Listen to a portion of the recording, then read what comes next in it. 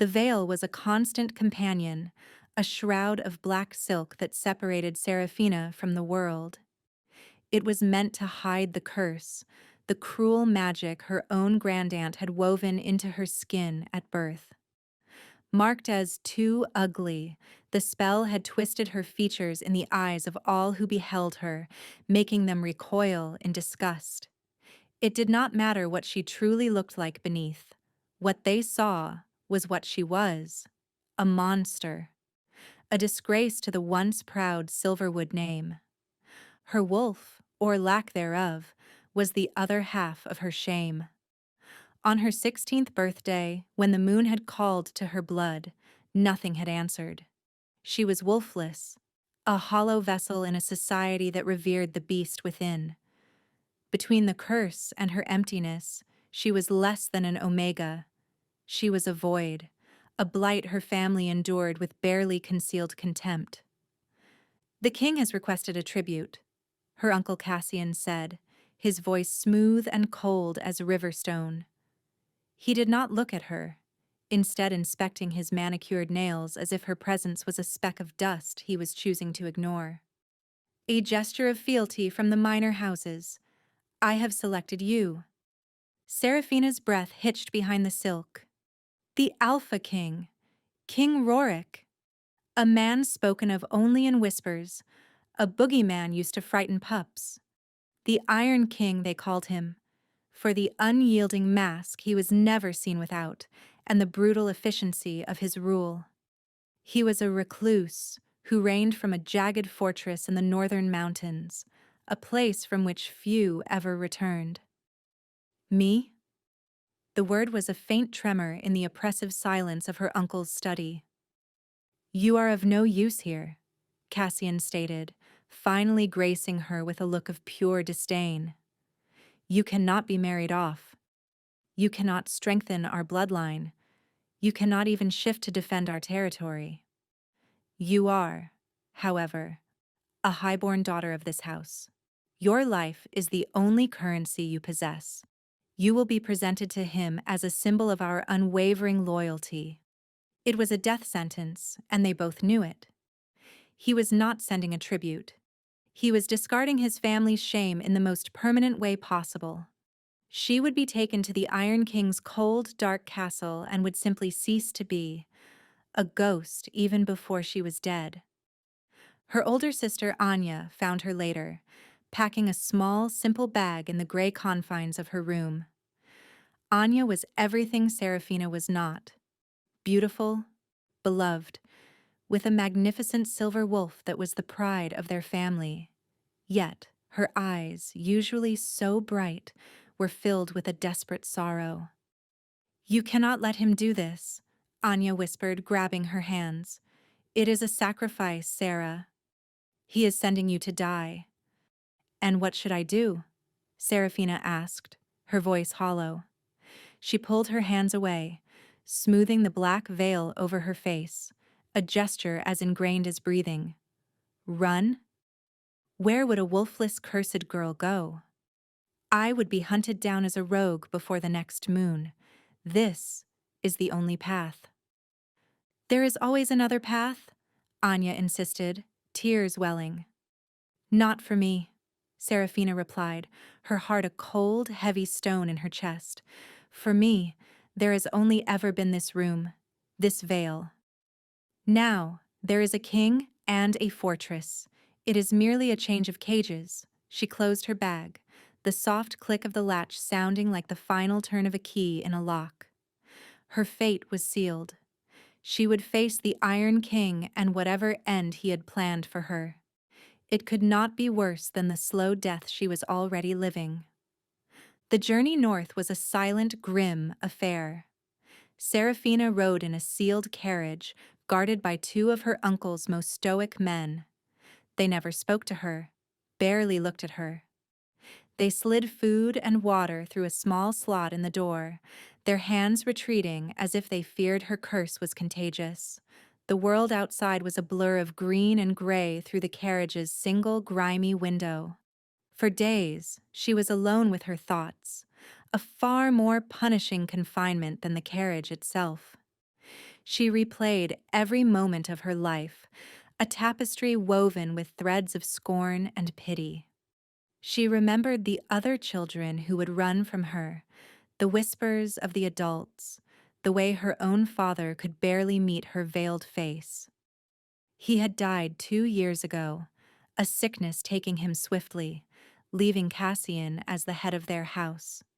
Her uncle's cruelty was a sharper blade than her father's weary disappointment had ever been. She pressed a hand to her chest, feeling the familiar emptiness where the fierce, warm presence of a wolf should have been. It was a constant, aching void, a silence in her soul where there should have been a song. Perhaps the Iron King would be a mercy, a quick end to a life that had never truly begun. As they climbed higher into the mountains, the air grew thin and cold. The lush forests gave way to hardy pines and then to bare, wind-swept rock. The iron citadel appeared suddenly, a jagged crown of black stone piercing the bruised purple sky. It was not built so much as it was clawed from the mountainside, a fortress of sharp angles and shadow, looking as though it had been forged in defiance of the gods themselves. Fear, a cold and primal thing, finally broke through her resignation. This was the lair of a beast, not the court of a king. The stories about him, of his rages, his silence, his impenetrable mask, felt chillingly real in the shadow of his home. The carriage rattled across a drawbridge spanning a chasm so deep she could not see the bottom. The gates groaned open, and they entered a courtyard that was stark and empty, save for a lone figure waiting for them. Her guards pulled her from the carriage, their grip unnecessarily tight on her arms. The man who awaited them was tall and broad, with a severe face and eyes the color of a winter sky. His bearing was that of a warrior, his scent that of pine and cold steel. He was clearly a beta, second only to the alpha himself. "I am Gideon, the king's beta," he said, his voice a low rumble. He looked from the guards to the veiled figure between them. His gaze lingered on her for a moment, and for the first time, Seraphina felt something other than disgust or fear from someone looking at her. It was curiosity. A neutral, assessing curiosity that was almost more unnerving. "The tribute from House Silverwood," one of her uncle's men grunted, shoving her forward. Gideon's eyes narrowed. He took a step, placing himself between Seraphina and the guards. "Your duty is done." Leave his tone held an absolute authority that brooked no argument. The guards, suddenly looking much smaller, bowed hastily and retreated, leaving her alone with this formidable stranger. "The king will see you now," Gideon said, his gaze fixed on her veil. "Follow me." He turned and walked toward the great doors of the keep, not waiting to see if she obeyed. Seraphina took a deep breath, the frigid mountain air burning her lungs. This was it. She clutched the small bag in her hand, the only thing she had left of her old life, and followed the beta into the heart of the Iron King's domain. The inside of the fortress was as austere and intimidating as the outside. The halls were carved from the same black mountain stone, vast and echoing. Torches guttered in iron sconces, casting long, dancing shadows that seemed to writhe and twist in the corners of her vision. There were no tapestries, no paintings, no signs of life or comfort. It was a monument to power and isolation. Gideon led her through a labyrinth of corridors, his heavy boots the only sound besides the frantic beating of her own heart. He did not speak, and she did not dare to. The air itself felt heavy, charged with a palpable tension, a dormant energy that prickled her skin. It was the scent of an alpha, but unlike any she had ever encountered. It was not just dominance, it was ancient, raw, and laced with a profound, aching pain. They arrived before a set of massive, iron-bound doors. Two guards, clad in black armor from head to toe, stood as motionless as statues. They did not acknowledge Gideon or Seraphina, their gazes fixed on some distant point. Gideon pushed the doors open, the screech of the hinges echoing like a scream. "Enter," he commanded softly.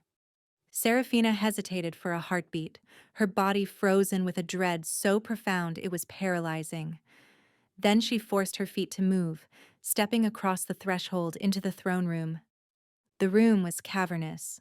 A single massive window of what looked like smoked quartz dominated the far wall, offering a stark view of the storm-racked peaks outside. The only light came from this window and a few sparsely placed torches, leaving most of the chamber steeped in shadow. In the center of the room, upon a throne that seemed hewn from a single piece of obsidian, sat the king. He was larger than she had imagined, a figure of immense power and stillness. He was draped in black furs and leathers, and on his face, as the legends told, was a mask. It was not a decorative piece, but a full helm of black iron, featureless except for two narrow slits for the eyes. It was terrifying in its blankness, betraying nothing, promising nothing. The oppressive weight of his presence filled the room, pressing down on her, making it hard to breathe. This was an alpha of unimaginable strength, an ancient power that made the alphas of the lower lands feel like children. She sank into a low curtsy, her head bowed, the silk of her veil brushing against the cold stone floor. The silence stretched, thick and suffocating. She could feel his gaze on her, a physical weight, and she wondered what he saw. Did her curse work even on him? Did he see the monster, or did the veil simply render her a faceless, shapeless offering? "State your name and purpose," his voice commanded. It was not loud, but it resonated deep in her bones, a voice that sounded like grinding stone and winter winds. It was devoid of any warmth, any emotion at all. "I am Seraphina of House Silverwood, Your Majesty," she said, her own voice barely a whisper. "I am sent as a tribute, a symbol of my house's loyalty to the crown." Another long silence. She kept her eyes fixed on the floor, her muscles screaming from the tension of her curtsy. "Loyalty," he repeated, the word flat and meaningless. "Your uncle discards his refuse and calls it a gift. He is either a fool, or he believes me to be one." Her blood ran cold. He saw the truth of it instantly. She was not a tribute. She was trash to be disposed of. "Rise," he commanded. She did, slowly, her legs trembling. She kept her gaze lowered, not daring to look directly at the iron mask. "Look at me." Against every instinct screaming at her to flee, she lifted her head. She looked past the terrifying helm and tried to meet the eyes she could not see. And in that moment, she felt it, a flicker. Beneath the crushing weight of his power, beneath the layers of ice and iron, there was a tremor. A deep, resonant agony that mirrored the void in her own soul. It was there for only a second, a crack in the flawless facade, but she felt it as surely as she felt the cold stone beneath her feet. It was a pain so profound it seemed to be the source of the very cold in the room. He must have felt her recognition, because he shifted on his throne, a minute movement that nonetheless seemed to shake the very foundations of the room. "Gideon!" The king's voice was sharp, cutting through the strange connection. "Take it to the East Tower. See that it is fed. It will remain there. It." He called her it. The fleeting moment of connection vanished, replaced by the familiar sting of dehumanization. Gideon bowed. "Yes, my king." He gestured for her to follow, and she turned away from the throne, her heart a tangled knot of fear and a bewildering, impossible spark of something else, something she did not dare to name. The east tower was as cold and Spartan as the rest of the fortress, but it was clean. Her room contained a simple bed, a small table with a chair, and a narrow window overlooking the sheer drop of the mountainside. The door was made of heavy oak with a solid iron lock. Gideon had left her with a tray of bread, cheese, and water before securing the door from the outside. The final, definitive click of the lock echoed the sound of her uncle's study. A change of cages, indeed. She sank onto the hard mattress, the exhaustion of the journey and the terror of the audience with the king crashing down on her at once. He knew. He knew she was nothing, a piece of trash her uncle had gift-wrapped. Why was she still alive? Why not simply have her thrown from the battlements? Keeping her here made no sense, unless her life was to be a slower, more cruel form of death. Days bled into one another in a gray, monotonous stream. Once a day, a silent servant would unlock the door, leave a tray of food, and lock it again. Seraphina saw no one else. She spoke to no one. The silence was a living thing, broken only by the mournful howl of the wind whipping around the tower. She spent her time staring out the window at the endless, jagged horizon of snow-capped peaks. There was a stark, lonely beauty to it that resonated with the desolation in her own spirit. She felt as barren and isolated as the landscape before her. To combat the crushing solitude, she began to whisper to herself. At first, it was just fragments of thoughts, memories of her mother, who had died when she was young. Then, she began to recall the stories her mother used to tell her. Tales of ancient magic, of the first wolves who sang the world into being, of moon goddesses and star-crossed lovers. One night, when the loneliness was a physical ache in her chest, she found herself humming a lullaby. It was a simple, sad tune her mother had sung to her, a melody of comfort and love. She closed her eyes, her voice soft in the stillness of the room, and for a few precious moments, she wasn't the cursed, wolfless tribute. She was just a girl, missing her mother. She hummed the tune until her throat was dry, the simple act a small rebellion against the despair that threatened to consume her. It was a tiny spark of warmth in the suffocating cold of her prison. When she finally fell silent, the sound of the wind seemed less menacing, the shadows in the corners of the room less deep. She did not know it, but the soft, sorrowful notes of her song had drifted from her window, carried by the wind down the stone walls of the tower and through the open casement of a study far below. Rorik stood before the massive quartz window in his study, his hands clenched into fists at his sides. The nightly agony was beginning, a familiar serpent of fire coiling in his gut and clawing its way up his spine. His curse, the price his bloodline had paid for an ancient betrayal, was a living beast within him. Every night it fought for control, a creature of pure shadow and rage that sought to break free and devour everything in its path. He fought it as he always did, with sheer, unyielding will. His entire life had been a battle waged in the confines of his own body and soul. The iron mask was not just to hide the scars the curse had carved into his face, but to help contain the monster, to give his will a physical anchor. The cold, hard iron was a constant reminder of the cage he had to be. The pain intensified, a roaring inferno behind his eyes. The shadows in the room deepened, stretching toward him, whispering promises of power and release if he would just let go. His knuckles were white, his jaw clamped so tightly he thought his teeth would shatter.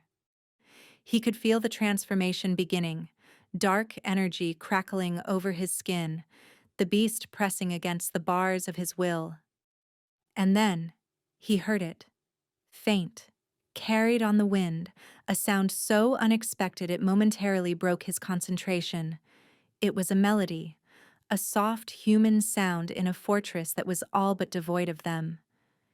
It was a woman's voice, humming a tune that was heartbreakingly gentle. As the notes reached him, something impossible happened. The fire in his veins did not vanish, but it ceased its roaring advance. The coiling serpent of pain relaxed its grip, its violent thrashing subsiding to a low, sullen pulse. The shadows receded. For the first time in his adult life, the nightly assault of his curse was quieted. Not defeated, but soothed. He moved to the window, his movements stiff, and looked up toward the east tower. The tribute. The broken thing from House Silverwood. The sound was coming from her cell. What was this? Some new kind of magic? A trick? He listened, his head tilted as the humming continued. There was no malice in it, no artifice. It was pure, unadulterated sorrow and a strange, resilient tenderness. It was the sound of a soul comforting itself. The beast within him, which had never responded to anything but violence and suppression, grew still, listening. The humming faded, and the familiar throb of his curse returned, though muted, its sharpest edges blunted. Rorik stood in the sudden silence, his mind reeling. For years he had endured this torment alone, believing there was no respite. He had accepted a life of eternal, isolated warfare. But that sound, it had been a moment of peace, a drop of cool water on a centuries-old burn. He did not understand it, he did not trust it, but he could not ignore it. A dangerous, unfamiliar curiosity took root in the barren ground of his soul. He needed to know more. He needed to hear that sound again. The sharp clang of the lock being thrown startled Seraphina from a light, uneasy sleep. She sat up, her heart pounding, as the heavy door to her room swung inward. Gideon stood silhouetted in the doorway, his large frame filling the space. "The king requires your presence," he said, his voice low and devoid of explanation. Terror seized her. This was it. The king had tired of his game and had sent his beta to escort her to her execution. She rose on trembling legs, her hands automatically going to her veil, ensuring it was in place. She followed Gideon out of the tower and through the silent, shadowy halls, her mind a maelstrom of fear. He did not lead her back to the throne room. Instead, he took her to a different wing of the castle, to a door that led into what was clearly the king's private domain. He led her into a vast library, its walls lined from floor to ceiling with ancient leather-bound books. A fire crackled in a hearth large enough to stand in, casting a warm, flickering light over the room.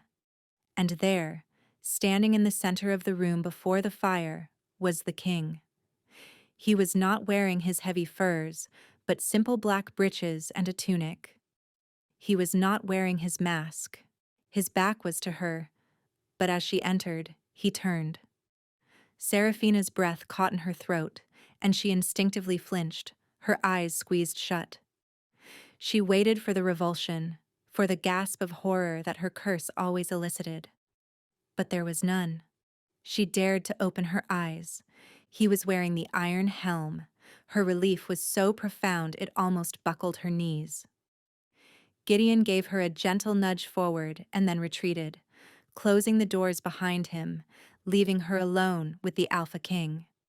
Rorik was not looking at her veil. He was looking at her as if he could see right through it. His posture was rigid, his hands clenched at his sides. She could feel waves of tightly controlled agony radiating from him. The strange tremor she had sensed in the throne room was now a violent, barely contained earthquake. "You!" he ground out, the word rough and strained. "The sound you made earlier. From your tower." She stared, confused. The sound? "Do not play games with me," he snarled, taking a step closer. The air crackled around him. It was a song. A humming. What was it? It was just a lullaby, Your Majesty," she stammered, taking an involuntary step back. Something my mother used to sing to me. He stopped, his head tilted. A lullaby, he repeated, the words sounding foreign and strange in his harsh voice. He gestured to a simple wooden stool near the hearth. Sit, and make that sound again. It was a command, not a request. Terrified and confused, Serafina did as she was told, perching on the edge of the stool. The most powerful, feared man in the kingdom, a man who could kill her with a thought, was demanding she sing him a lullaby. The situation was so bizarre, so utterly surreal, that her fear was momentarily eclipsed by sheer disbelief. She took a shaky breath, her throat tight. She looked at the featureless iron mask, at the powerful body coiled with pain, and she opened her mouth. The first few notes were weak and trembling, but she forced them out, the simple, sad melody of her mother's song filling the silent library. As the first notes of the lullaby left her lips, Serafina watched the king with frightened eyes. The change in him was immediate and profound. The rigid tension in his shoulders eased, the fists at his sides slowly unclenching. The palpable aura of pain that had filled the room receded, like a tide pulling away from the shore. He stood perfectly still, his masked face aimed toward her, and simply listened. Emboldened by his stillness, her voice grew stronger, more confident. The melody flowed through her, a current of sorrow and comfort that she had used to soothe her own heart for years. Now it was soothing the most terrifying man she had ever met. The beast she had sensed within him seemed to quiet, lulled by the simple tune. When the lullaby ended, the silence that followed was different. It was not the oppressive, heavy silence of the throne room, but a calm, peaceful quiet. More, the king commanded, his voice softer now, less like grinding stone and more like the low rumble of distant thunder. She hesitated. She knew no other songs that held the same power for her. Her mind raced, searching for something, anything. And then she remembered the stories. I do not know many songs, Your Majesty, she said softly, but I know stories. He did not answer, but his stillness was its own form of permission. Taking another breath, she began to speak, her voice low and even. She told him the first story that came to mind, a tale her mother had loved about a wolf who fell in love with the moon and spent his life trying to climb the mountains to reach her. She lost track of time as she spoke, weaving words into images, creating a world of magic and longing within the stone walls of the library. She did not just recite the story, she poured her own loneliness, her own yearning for something unattainable, into the telling. The king remained motionless, a silent iron statue absorbing her every word. He was the most intent audience she had ever had. She spoke until her voice grew hoarse, the fire burning down to glowing embers. When she finally fell silent, exhausted, the king let out a long, slow breath. It was the most human sound she had ever heard him make. "That is enough," he said. He turned and walked to a table, pouring a cup of water from a pitcher. He brought it to her. His hand, when he offered her the cup, was steady. The violent tremor was gone. She took it, her fingers brushing his. A jolt, like lightning, shot up her arm. It was startlingly warm, a shock of heat against her cold skin. He must have felt it too, because he withdrew his hand as if burned. "You will be brought here every night," he stated, his voice once again cool and distant, the brief moment of connection severed. "You will do this again. You will not speak of it to anyone, do you understand?" "Yes, Your Majesty," she whispered, her heart hammering from that fleeting touch. Gideon appeared at the door as if summoned by an unspoken command. He escorted her back to her tower room. As the lock clicked shut behind her, Seraphina leaned against the cold door, her body trembling. She did not understand what had just happened. She had been summoned not for execution, but for storytelling. She had calmed the monster, and in his presence, for the first time, she had felt something other than fear. She had felt a strange, inexplicable pull toward the tormented man behind the iron mask. Their nightly ritual began. Every evening, just as the last light faded from the sky, Gideon would come for her. He would lead her to the library, where the king would be waiting. Seraphina would sit on the stool by the fire, and she would talk. She told him every story she could remember, tales of brave warriors, clever witches, and forgotten gods. When her memory failed her, she began to invent new ones, weaving them from the threads of her own imagination. Rorik never removed his mask. He rarely spoke, other than to command her to begin or to dismiss her when she was done. But she learned to read his stillness. She could feel when a story captured his interest, his focus narrowing to an intense point. She could sense when his inner turmoil was particularly fierce, and she would soften her voice, her tales becoming gentler, more soothing. A fragile, unspoken bond formed between them in the flickering firelight. She was his secret balm, the only thing that could grant him respite from his hidden war.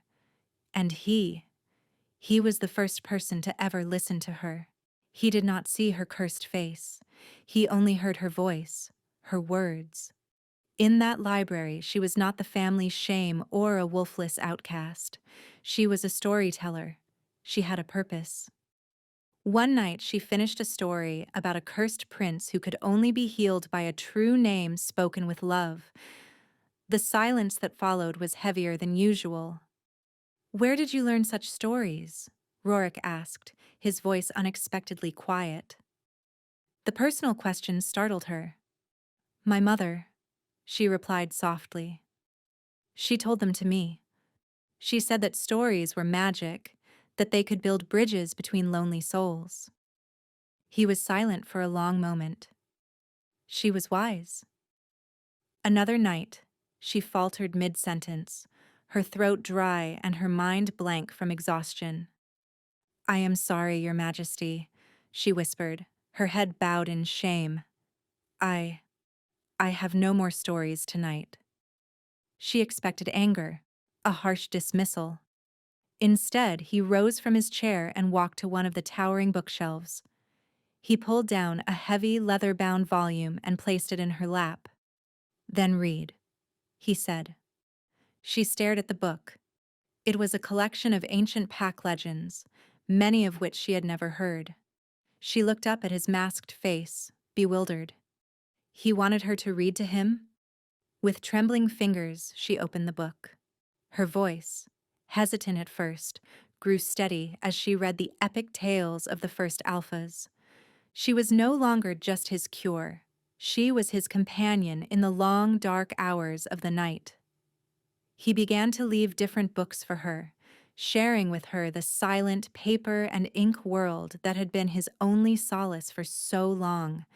Through the stories they shared, she caught glimpses of the man behind the mask, a man with a sharp intellect, a deep-seated loneliness, and a surprising appreciation for poetry.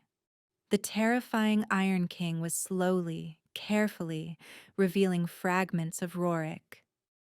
And Seraphina, against all reason, found herself drawn to those broken pieces. Weeks turned into a month, then 2. The routine of Seraphina's life was now anchored by her nights in the library. Her days in the tower were no longer spent in despair, but in anticipation. She would rest her voice, recall fragments of old tales, and even find herself looking out at the stark mountains with a sense of belonging. This strange, cold fortress was becoming her home, and its terrifying master was becoming someone else. Rorik, for his part, found his world irrevocably altered. The nights were no longer a dreaded crucible of agony. They were a time of quiet respite, of listening to a soft voice that unspooled the knots of pain in his soul. He found himself looking forward to the sound of her footsteps in the hall, to the unique cadence of her speech. He started asking more questions, his curiosity a slow thawing spring. "Your house is Silverwood," he said one evening, interrupting her reading. "They are known for their formidable warriors. Your, your sister, Anya, is said to have the finest fighting form of any female in the southern packs." Seraphina's hand tightened on the book. "Yes, Your Majesty. Anya is a great warrior." "And you?" he pressed, his unseen gaze intense. "Did you not train?" The old shame washed over her.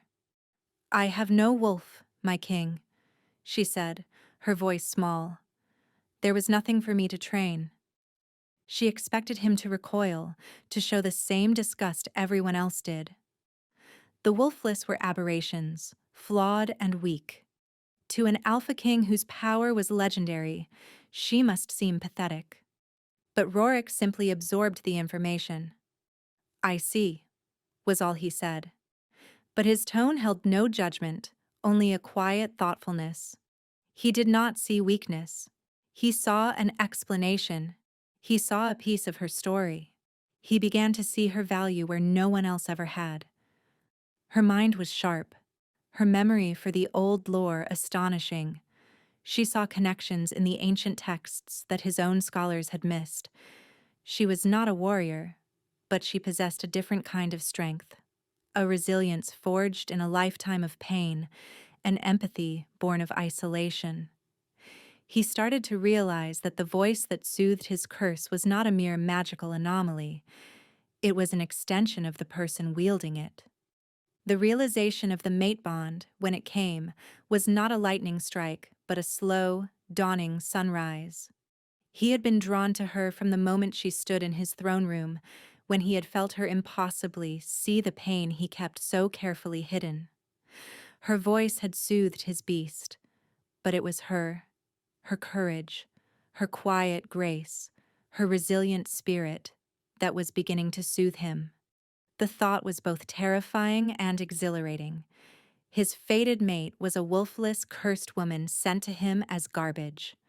The irony was so bitter it was almost humorous. For Seraphina, the feelings were just as confusing. The fear she held for him had long since melted away, replaced by a deep, aching compassion. She yearned to know the source of his pain, to see the face behind the mask. The electrical charge when they accidentally touched was becoming a familiar, addictive hum. Her heart, which she had thought barren and cold, was slowly, painfully coming back to life, and it was beating for the Iron King. The first sign of trouble from the outside world arrived with a guarded courier from the south, a letter for Seraphina. Gideon brought it to her tower room, his expression unreadable. "From your sister," he said, handing her the sealed parchment. Seraphina's heart leaped with a painful mix of hope and dread. She broke the seal, her hands trembling. The letter was in Anya's elegant script, full of worried questions about her health and well-being. It spoke of their uncle's growing influence, of his speeches about unity and strength, and how he often mentioned the generous tribute he had made to the king. But something felt wrong. Anya's words were stilted, formal, lacking the warmth and desperation of their last conversation. It read like a letter written under duress. A chill went down her spine. Cassian was not a man to leave loose ends. He had sent her here to disappear. The fact that she was still alive, that a line of communication had been opened, must be galling to him. This letter was not a comfort. It was a warning shot. Her fears were confirmed 2 days later. The silent servant who brought her daily meal was accompanied by a new face, a smirking guard she didn't recognize. "A gift, my lady." the guard said, his tone dripping with false deference. He placed a small, ornate bottle of deep red wine on her tray. From your uncle, Lord Cassian. A taste of home, to comfort you in this cold place. Seraphina stared at the bottle.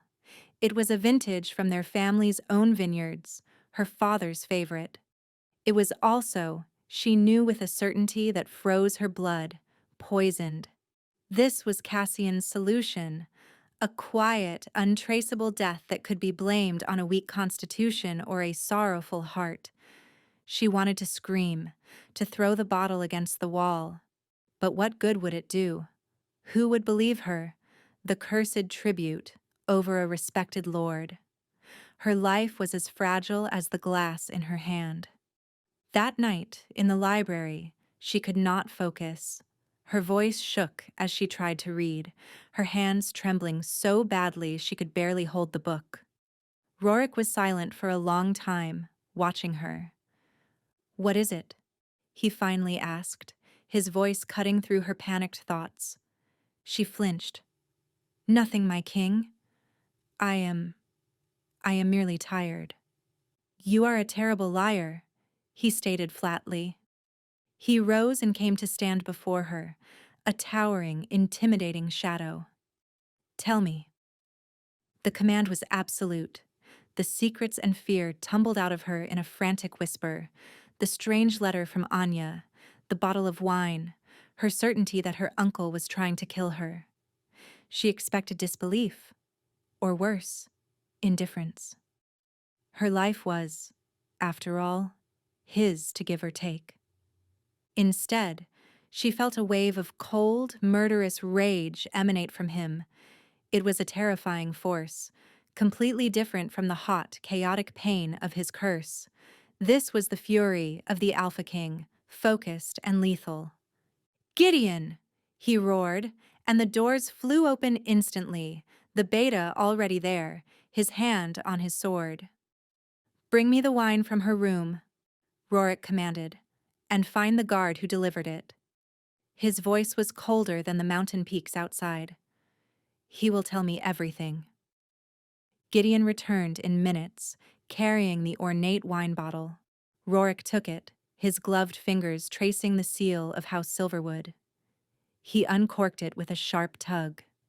He did not need to be a master of poisons to smell the faint, bitter almond scent of wolfsbane concentrate, a poison lethal to their kind, wolfless or not. "He sought to poison you in my own home," Rorik said, his voice a low, deadly growl. "An act of war against the crown." He looked at Seraphina, who was pale and trembling on her stool. He saw not a disposable tribute, but the woman who gave him peace, the one soul who did not fear his darkness. The thought of Cassian's treachery stealing her from him ignited a protective fury so intense it threatened to overwhelm him. Just then, a commotion erupted in the hall. Shouts, the clash of steel. Gideon drew his sword, moving to guard the library door. It burst open, and the smirking guard from that afternoon stumbled in, followed by two of the king's sentinels. The guard was not a prisoner. He held a short, wicked-looking blade, and his eyes were wild with fanaticism. "For the true ways!" he screamed, lunging not at the king, but at Seraphina. He was Cassian's backup plan. If the poison was discovered, the assassin would finish the job. Everything happened in a blur. Gideon moved to intercept, but the assassin was unnaturally fast. Rorik was faster.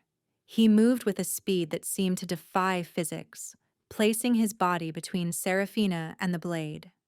The assassin, shocked by the king's intervention, plunged the knife deep into Rorik's side. A pained grunt escaped Rorik's lips, but it was the surge of the curse, awakened by the shock of the wound and the threat to Seraphina, that was the true danger. Black, shadowy tendrils erupted from his body, coiling around the assassin. The man screamed, a horrifying gurgling sound as the shadows constricted, draining the life from him in seconds. He collapsed to the floor, a withered husk. Gideon stared, his face ashen at the display of raw, dark power. He had known the king was cursed, but he had never witnessed its terrifying reality. The shadows writhed around Rorik, hungry and uncontrolled. "My king!" Gideon cried out, taking a step forward. "Stay back!" Rorik snarled, his voice distorted, layered with a guttural echo that was not his own. He clutched at his side, where blood was now seeping through his tunic. The pain from the wound and the effort of containing the unleashed beast were immense. He staggered, his iron helm clattering against a bookshelf. The force of the impact knocked it loose, and it fell to the floor with a heavy clang. For the first time, Seraphina saw his face. It was not a monster's face. It was the face of a man in his late 20s, strong-jawed and noble, but ravaged by his curse. A network of fine, black lines, like creeping veins of shadow, covered the right side of his face, disappearing into his hairline. A long, jagged scar ran from his temple to his jaw, a physical manifestation of his inner torment. But it was his eyes that held her captive. One was a clear, piercing gray, but the other was completely black, an abyss of pain. He was not a monster. He was beautiful and broken.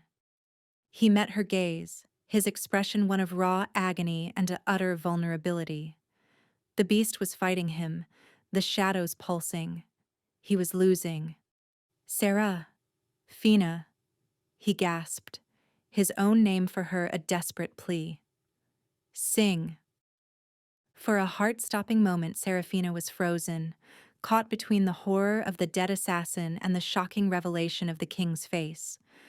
But his pained gasp of her name, the desperation in his eyes, broke through her paralysis. She scrambled to her feet, ignoring the blood and the shadows, and went to him. She did not sing. There was no time. Instead, she did the one thing her heart screamed at her to do. She reached out with a trembling hand and laid it gently on the scarred side of his face. His skin was fever-hot beneath her palm. He flinched at her touch, a lifetime of isolation making him recoil from contact. But she held firm, her touch not one of pity, but of acceptance. She poured all her compassion, all the strange tenderness she felt for him, into that single point of contact. "Rorik," she whispered, his name feeling both foreign and intimately familiar on her tongue. At the sound of his name, spoken so softly, and the feel of her hand on his skin, the writhing shadows stilled. The guttural echo in his voice faded. The blackness in his eye receded, leaving only the pained gray. The beast within him, which had only ever been calmed by her voice, was now utterly pacified by her touch. He stared at her, his breath coming in ragged gasps, his visible eye wide with disbelief. The mate bond, which had been a quiet hum between them, flared into a roaring inferno. It was undeniable, a raw, elemental force that arced between them, visible to Gideon as a faint shimmer in the air. In that moment, they both knew. He was hers, and she was his. Rorik swayed, the loss of blood and the immense effort of his battle finally taking their toll. He collapsed, and she moved with him, easing his descent to the floor, cradling his head in her lap. "Gideon," she said, her voice clear and steady, filled with an authority she did not know she possessed. "Help me. We need to stop the bleeding." The beta, shaking himself from his shock, rushed forward. He ripped a strip of cloth from his own tunic, pressing it to the king's wound. Rorik was fading, his eyes fluttering shut. "He needs a healer," Gideon said, his voice grim. "There is no time," Seraphina said, her mind racing. She looked down at Rorik's face, at the pain etched there even in unconsciousness. She thought of the stories, of ancient and forgotten magic. She thought of her mother, who had always said her daughter's hands were meant for mending, not fighting. A desperate idea took hold. She was wolfless, but she was not powerless. Her power was not in tooth and claw, but in her voice, her touch, her spirit. She leaned down, her veil brushing against his cheek, and pressed her lips to his forehead. She closed her eyes and focused all of her will, all of her burgeoning love for this broken king, into a single, silent plea, pouring her own life energy into him. A soft golden light bloomed from her lips, sinking into his skin. The network of black, cursed lines on his face seemed to retreat, and the tense lines of pain around his mouth began to ease. Gideon stared, utterly speechless, as the woman everyone had dismissed as a cursed, wolfless nothing performed a feat of healing magic not seen in centuries. The days that followed were a blur of tension and quiet care. Rorik remained weak, confined to his chambers while his body recovered from the assassin's blade and the drain of his curse. Seraphina never left his side. Gideon, now her sworn confederate, ensured they were not disturbed, claiming the king was in seclusion to investigate the attempt on his life. The fortress buzzed with rumors, but the truth remained locked away in the royal wing.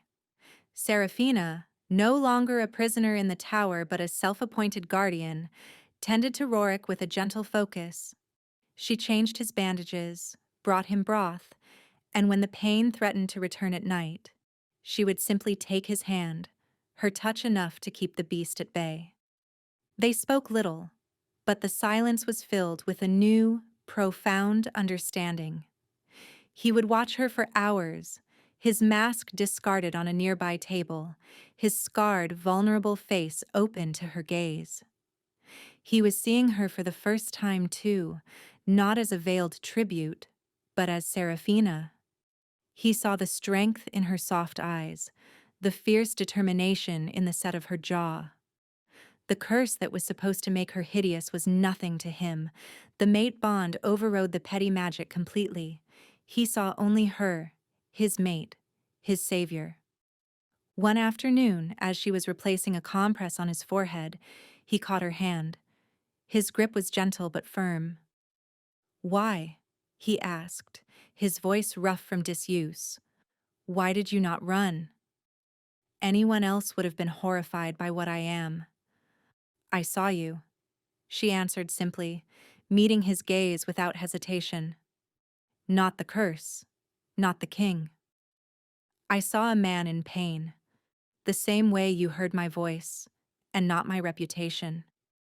His thumb stroked the back of her hand, sending shivers through her. "Cassian will not let this go," he said, his expression hardening. "The failed assassination will only make him bolder.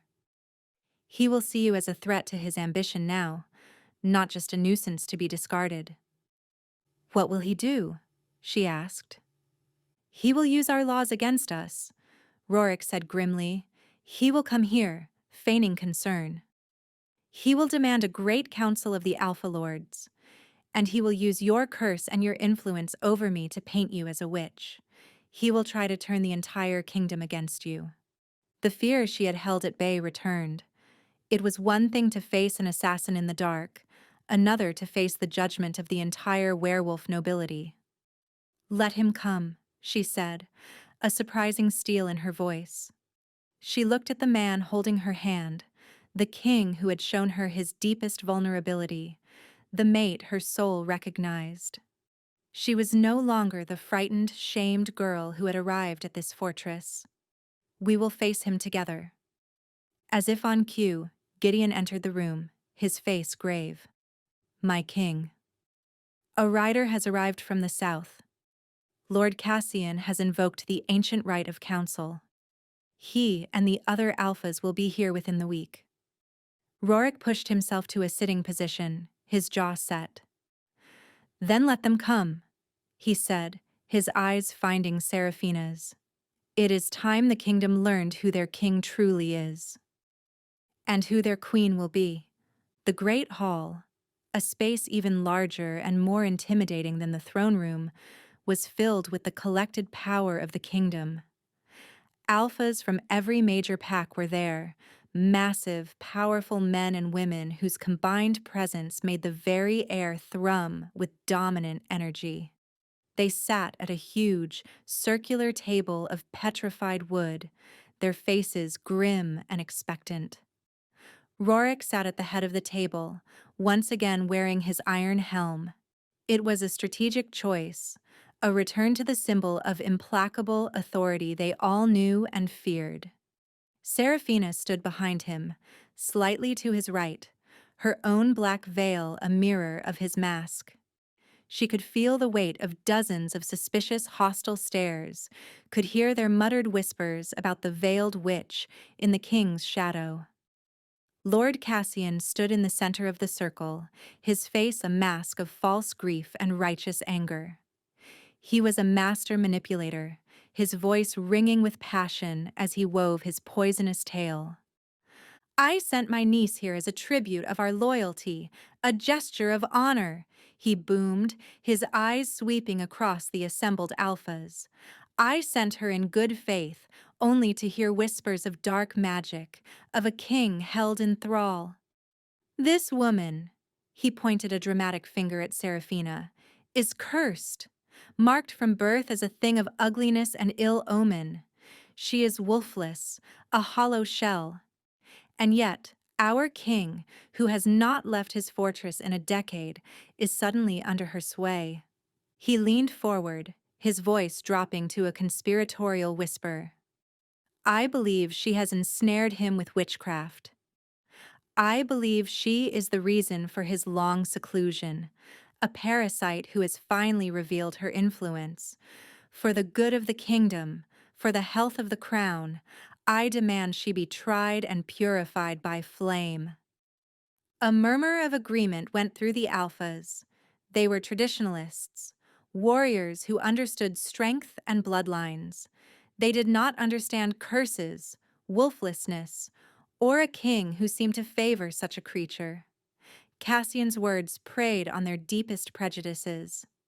Rorik listened, his posture unmoving, radiating an icy calm that put everyone on edge. When Cassian finished his tirade, a heavy silence fell. All eyes turned to the king. You have leveled serious accusations, Lord Cassian, Rorik said, his voice dangerously level. You speak of witchcraft and thrall. You claim this woman, my tribute, is a threat to the kingdom. I do, Cassian declared boldly. Show us her face. Let us see the cursed visage she hides. It will be all the proof we need. The stress in the room was immense, a physical pressure. The combined hostility directed at Seraphina was a palpable force.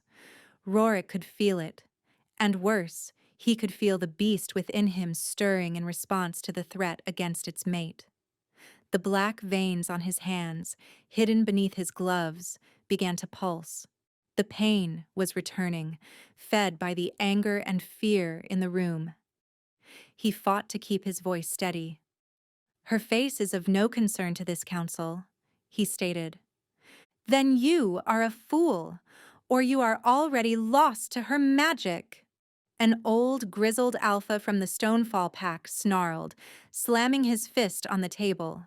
The challenge, the direct insult, was the final straw. Rorik's control, weakened by his recent injury, began to fracture. A low growl escaped his lips, distorted and inhuman. The temperature in the room plummeted.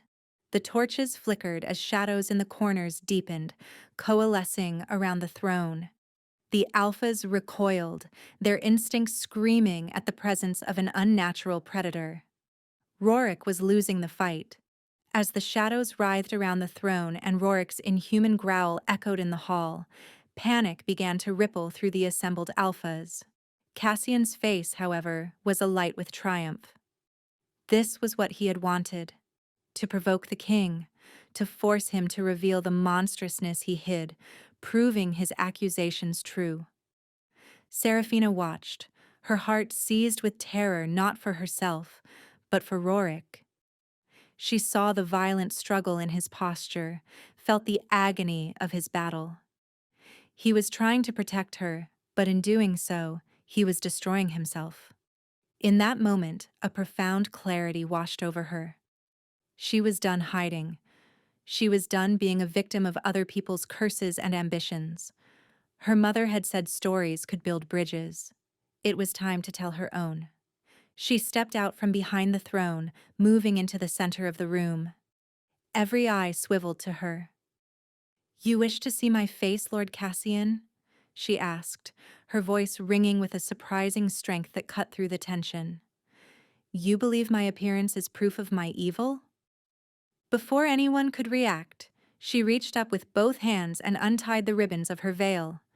The black silk fell away, pooling at her feet. A collective gasp swept through the hall. There was no monster. The face revealed was one of startling classical beauty, with high cheekbones, a determined mouth, and eyes the color of a forest after rain. The curse, the spell woven to make others see ugliness, had been shattered.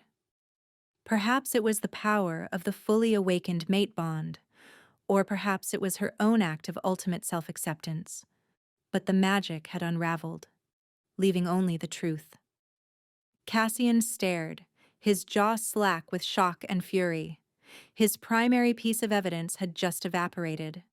But Seraphina was not finished. She looked toward Rorik, who was still fighting his inner battle, his head bowed.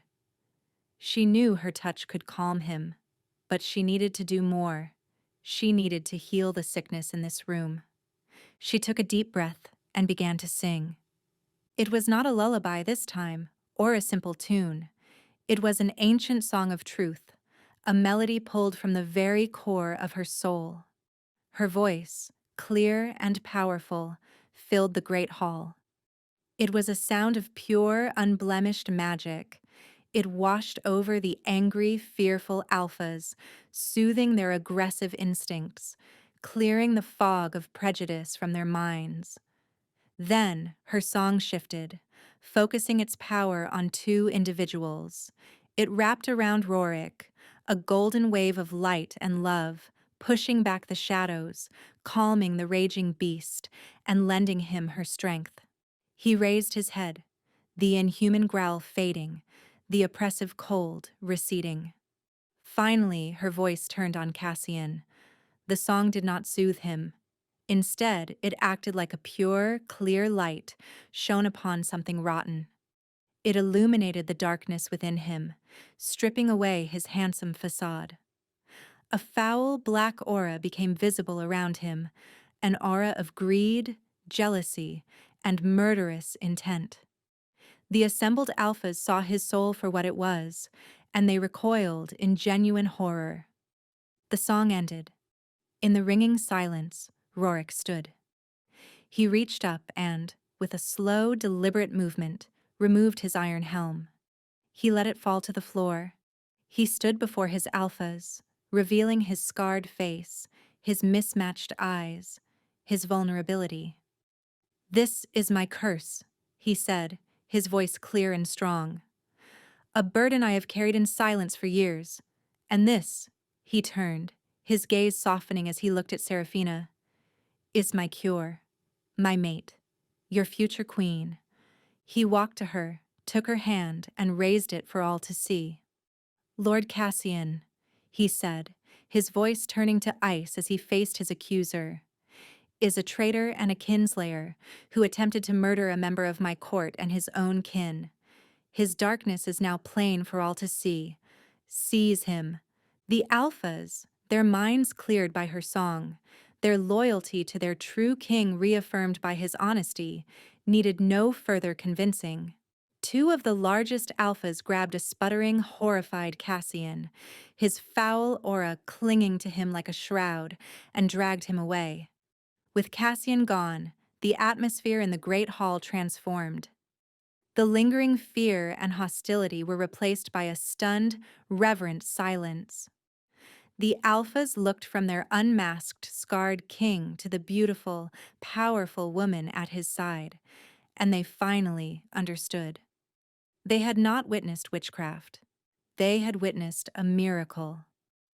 Rorik kept Seraphina's hand firmly in his, a warm, grounding anchor in the sea of staring eyes. He had just laid bare his deepest secrets, the shame and pain he had hidden for a lifetime. Yet, he felt no fear. With her beside him, he felt stronger, more whole, than he ever had behind the protection of his iron mask. "I have ruled from the shadows for too long," Rorik announced, his voice resonating with a new, open authority. "My mate has shown me the strength in vulnerability, the power in truth. Our kingdom has valued brute force and flawless bloodlines for too long, and it has allowed darkness like Cassian's to fester. That changes today." He turned to Seraphina, his expression so full of love and adoration that it stole her breath. He gently cupped her cheek, his thumb tracing the line of her jaw. "House Silverwood sent me their discarded treasure," he said, his voice soft enough for only her to hear, yet his sentiment clear to all. "And I will cherish it for all my days." In the days that followed, the fortress was transformed. Orders were given to bring light and color into the stark halls. Tapestries were hung, braziers were lit, and the oppressive silence was broken by the sounds of a court coming back to life.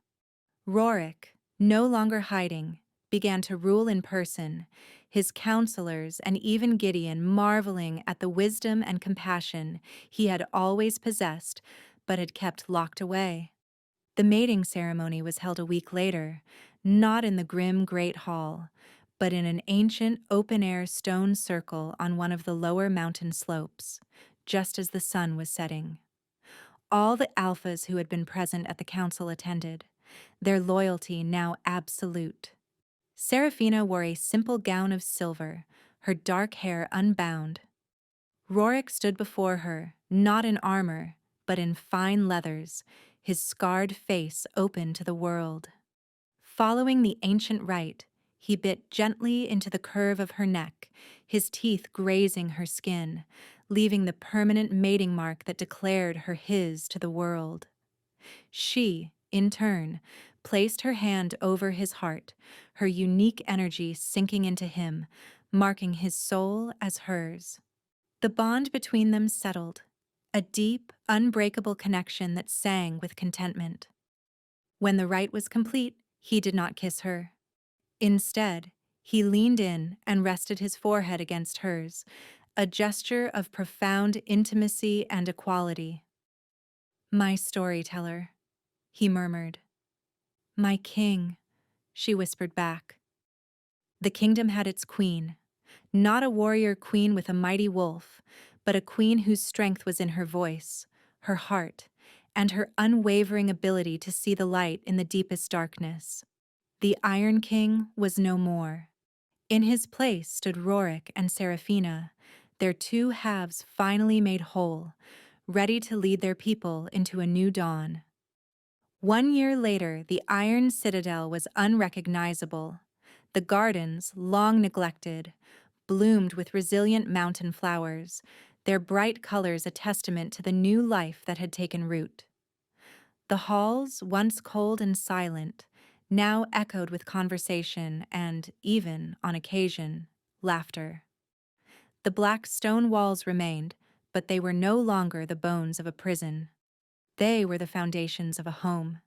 Queen Seraphina stood on a balcony overlooking the valley, a soft breeze teasing the strands of her hair. She rested a hand on the gentle swell of her stomach, a quiet smile on her lips.